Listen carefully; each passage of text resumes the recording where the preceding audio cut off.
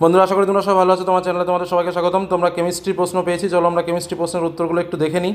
তো একটু অন্যরকমভাবে সাজানো রয়েছে প্রথম প্রশ্নটা। যাই হোক, প্রথম আমি উত্তরটাই শেয়ার করি। প্রথম দেখো যেটা রয়েছে সিলিকন থেকে এন, এটার আমাদের উত্তর হবে ডি দাগ, অর্থাৎ 5 উত্তর হবে। তারপরে যে প্রশ্নটা রয়েছে দেখো, এই প্রশ্নটার উত্তর হবে তোমার সি দাগেরটা উত্তর হবে, ঠিক আছে। তার পরবর্তী প্রশ্নে আমরা চলে আসি।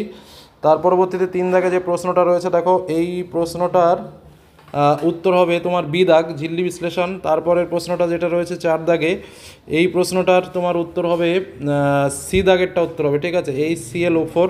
তারপরে 5 দাগে যে প্রশ্নটা রয়েছে, এই প্রশ্নটার উত্তর হবে তোমার SM, অর্থাৎ সি দাগের প্রশ্নটা। তারপরে যথারীতি 6 দাগের প্রশ্নটা একটু অন্যরকম সাজানো রয়েছে, তোমরা একটুখানি স্ক্রিনটা ঘুরিয়ে একটু দেখে নাও। 6 দাগে যে প্রশ্নটা রয়েছে এটার উত্তর হচ্ছে এ দাগেরটাই উত্তর হবে, ঠিক আছে।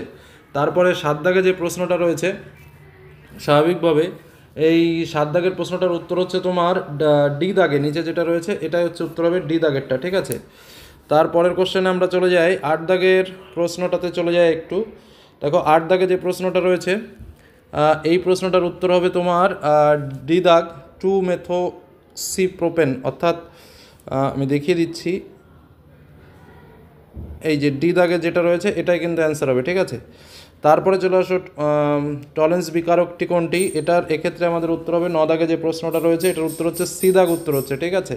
অ্যামোনিয়াম সিলভার নাইট্রেট যেটা বলছে এটাই কিন্তু সঠিক উত্তর, ঠিক আছে, সি দাগেরটা। আচ্ছা, তারপরের প্রশ্নে আমরা চলে যাই। দেখো তারপরে চলে যাব আমাদের 10 দাগের প্রশ্নে যেটা রয়েছে। দেখো 10 দাগে যে প্রশ্নটা রয়েছে এক্ষেত্রে আমাদের যেটা অ্যান্সার হবে সেটা হচ্ছে বি দাগ, ঠিক আছে, এটার উত্তর হবে বি দাগটা উত্তর হবে, হ্যাঁ। তারপরে চলে আসো 11 দাগে যে প্রশ্নটা রয়েছে। দেখো এই প্রশ্নটার উত্তর হচ্ছে তোমার বি দাগ উত্তর হবে, থায়ামিন। তারপরে চলে আসো 13 দাগের 12 দাগের প্রশ্নটা। 12 দাগের প্রশ্নটা যেটা রয়েছে দেখো, এই প্রশ্নটার উত্তর হচ্ছে তোমার হবে কঠিন, বি দাগেরটা, ঠিক আছে। তারপরে চলে আসো 13 দাগের প্রশ্ন। দেখো 13 দাগের প্রশ্নে যেটা অ্যান্সার বেরোবে সেটা হচ্ছে এ দাগ, ঠিক আছে। তারপরে 14 দাগে যে প্রশ্নটা রয়েছে, দেখো 14 দাগের প্রশ্নটা হচ্ছে উত্তর হবে ইনসুলিন হরমোন, অর্থাৎ সি দাগ। তারপরে যথারীতি এসএকিউ প্রশ্ন রয়েছে, এগুলো তোমরা ঠিকঠাকভাবে পেরেছো আশা করি। আর যেহেতু সায়েন্সের সাবজেক্ট সেহেতু যারা ভালোভাবে গভীর দিয়ে পড়েছো সেভাবেই প্রশ্ন কেমন হয়েছে, কেমন মার্কস পাবে তোমরা অবশ্যই কমেন্টে জানিও। তো প্রশ্ন সকলের কাছেই আছে, এটা নিয়ে ডিটেলস বেশি আলোচনা করলাম না, শুধু এমসিকিউ প্রশ্নের উত্তরগুলো শেয়ার করলাম। ধন্যবাদ।